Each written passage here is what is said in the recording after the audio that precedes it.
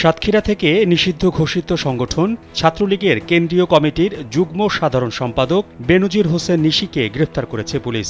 জেলার দেবাহাটা থেকে তাকে গ্রেফতার করা হয়। দেবহাটা থানা পুলিশ বিষয়টি নিশ্চিত করে জানান, গোপন সংবাদের ভিত্তিতে জানতে পেরে নিশিকে দেবহাটা উপস্বাস্থ্য কেন্দ্রের স্বাস্থ্য সহকারী রাশেদুল ইসলামের বাসায় পাওয়া যায়। পরে সুনির্দিষ্ট তথ্য অনুযায়ী অভিযান চালিয়ে তাকে গ্রেফতার করা হয়।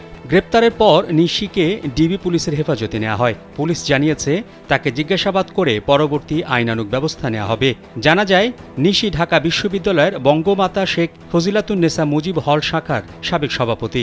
তিনি ৫ আগস্টের পর থেকে পলাতক ছিলেন। তার বিরুদ্ধে ঢাকাসহ বিভিন্ন এলাকায় একাধিক মামলা রয়েছে। উল্লেখ্য, ২০২২ সালে ২১শে ফেব্রুয়ারি আন্তর্জাতিক মাতৃভাষা দিবস উপলক্ষে কেন্দ্রীয় শহীদ মিনারে ফুল দিতে যাওয়ার সময় ঢাকা মহানগর দক্ষিণ ছাত্রলীগের সাবেক ত্রাণ ও দুর্যোগ ব্যবস্থাপনা সম্পাদক মোহাম্মদ ইয়াসিনকে মারধর করে রক্তাক্ত করে আলোচনায় আসেন নিশি।